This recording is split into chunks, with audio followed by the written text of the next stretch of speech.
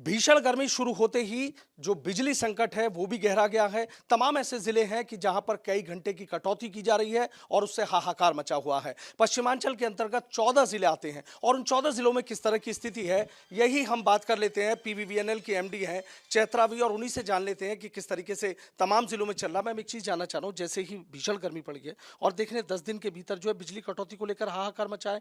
कई जिले ऐसे जो 5 से 6 घंटे की कटौती है, क्या वजह उसके पीछे है मैडम? देखिए, शासन की मंशा के अनुसार जो अलग अलग क्षेत्रों के लिए मानक निर्धारित है बिजली की आपूर्ति को लेकर के, अधिकतर प्रयास यही है कि वो मानक हम पूरा कर लें। रही बात 4 घंटे 5 घंटे बिजली की कटौती की, कटौती का समयावधि जो फॉल्ट्स निकलते हैं उसकी गहराई के आधार पर निर्भरित है। अगर छोटा सा लाइन फॉल्ट हो उसको कम समय में ठीक किया जा सकता है। अगर उसकी समस्या की जो गहराई है वो थोड़ा ज़्यादा है तो फिर स्वाभाविक है उसमें थोड़ा सा अधिक समय उसको ठीक कराने में लगेगा। इन प्रकार की समस्याओं को समाधान करने के लिए, उसको अवॉइड करने के लिए, पहले तो समस्या आए ना, इसको अवॉइड करने के लिए तमाम प्रिवेंटिव मेजर्स हम लोगों ने अपना लिया है।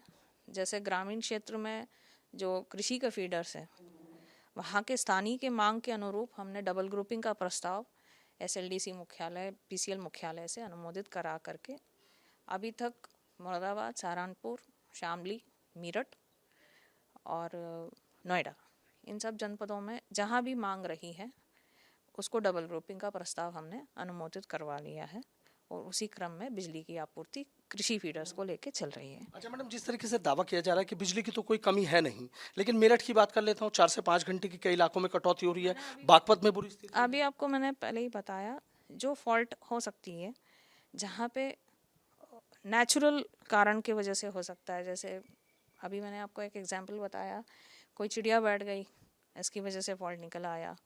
एक जगह ऐसी भी निकल आई कि बंदर ने छेड़ दिया तार को, बंदर खुद भी मरा, उसके कारणवश वहाँ स्पार्क लग गई। इस टाइप की जो कारण होता है, जो ह्यूमन एरर ना हो करके किसी अन्य कारणवश होता है, उसको ठीक कराने में स्वाभाविक है कि थोड़ा बहुत समय लग सकता है। हालांकि हमारी प्रिपेयर्डनेस ऐसी है कि हमारे पास गैंगमैन उपलब्ध है, ट्रॉलीज उपलब्ध है, ट्रांसफार्मर्स के जो ट्रॉली खड़ा करके हम लोग उसको इस्तेमाल कर सकते हैं जब तक कि फॉल्ट्स ठीक ना हो जाए। तीसरा, हमारे पास जो एस्टैब्लिश्ड 1912 कॉल सेंटर है, उसके अलावा भी जोनल में अतिरिक्त विभागीय कॉल सेंटर भी स्थापित है। उसके साथ साथ हमारे जो भी चीफ इंजीनियर्स है डिस्कॉम लेवल के और एससीज है, वो भी लगातार भ्रमणरत है और जो भी कमियां सामने निकल के आती है उसको ठीक कराने में विभाग हमेशा तत्पर है। कितनी डिमांड बढ़ी है मैम? अगर 10 दिन की बात करें, पहले कितनी डिमांड थी मेगावाट में और अब कितनी डिमांड है? अब तक पीक डिमांड देखिए जो था पूरे प्रदेश का वो पिछले संडे का था और अभी 28,000 मेगावाट के ऊपर पहुंच गया है। उसमें हम पश्चिमांचल की ही बात की जाए तो हम लोग लगभग उसमें 30% हम पश्चिमांचल में उपयोग किए हुए हैं। और ये भी यहाँ बोलना आवश्यक है कि जो वॉर फुटिंग बेसिस पे प्रिपेयर्डनेस है हमारी, वो 100% है।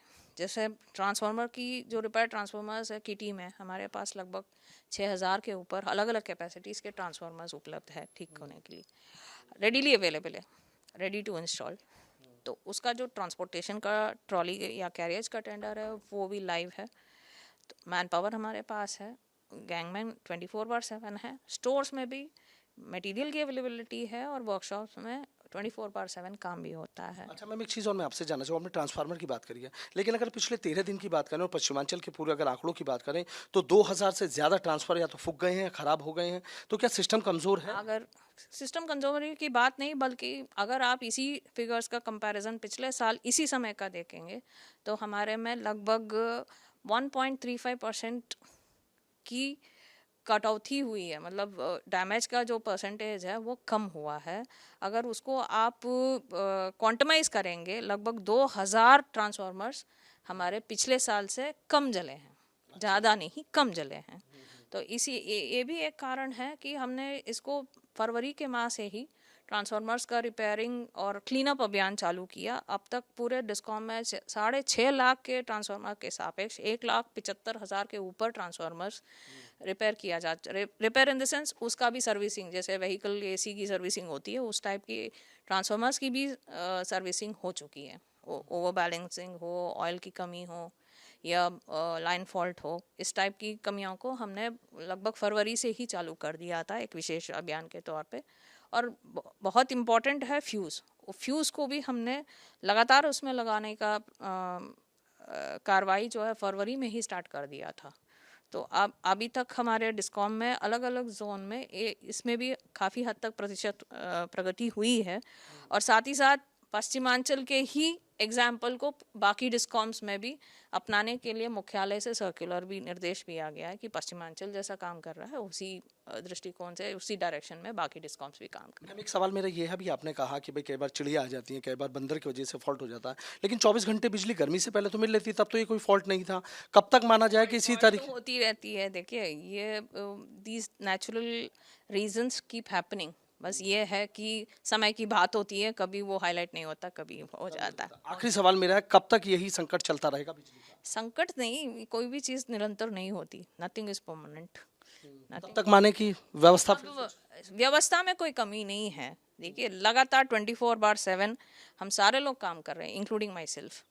ठीक है, हम 24/7 हमारे सारे स्टाफ, हालांकि नाइट पेट्रोलिंग भी अभी चालू हो चुका है, जहाँ जहाँ भी जाते हैं वो नाइट पेट्रोलिंग का काम भी चालू है। हमारे कॉल सेंटर 1912 के अतिरिक्त, जैसे विशेष जोन है हमारी नोएडा जो नो ट्रिपिंग जोन खेला जाता है, ये भी उपभोक्ताओं को मैं बताना चाहूँगी, डेली ट्रिपिंग का अगर हम लोग आकलन निकालें नोएडा का तो लेस देन 1 है।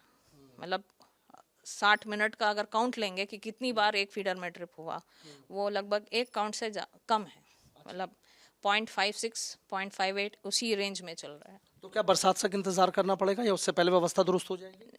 दुरुस्त तो हम लगातार कर ही रहे हैं, मैं बार बार बोल रही हूँ आपको। लेकिन कटौती तो है ना। काम ही है, हमारा काम ही है जनता को सुचारू रूप से आपूर्ति उपलब्ध कराना बिजली की, जो कि एसेंशियल सर्विस की श्रेणी में आता है।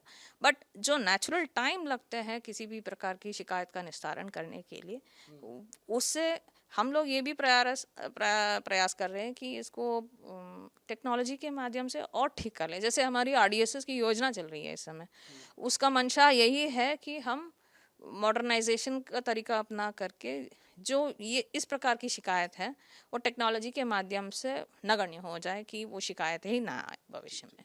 बहुत बहुत शुक्रिया। तो देखिए, PVVNL की MD हैं चित्रावीन का सीधा ये कहना है कि बिजली की कोई किल्लत नहीं है, लेकिन कई बार ऐसे फॉल्ट हो जाते हैं कि जिसकी वजह से कटौती हो जाती है। उनकी टीमें लगी हुई हैं और अब कोशिश की जा रही है कि चाहे जैसे भी हो, कैसी टेक्नोलॉजी का सहारा लिया जाए जो इन फॉल्ट्स को आसानी से ठीक भी किया जा सके और ख़राब होने से पहले ये पता लग जाए कि यहाँ की लाइन कमज़ोर है, उसको दुरुस्त किया जाए। लेकिन इतना ज़रूर है कि फिलहाल जो बिजली संकट है वो गहराया हुआ है और पश्चिमांचल के जो 14 ज़िले हैं उनमें कई घंटे की कटौती से हाहाकार मचा है।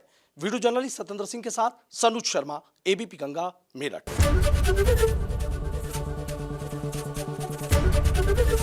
ABP गंगा, खबर आपकी, जुबान आपकी।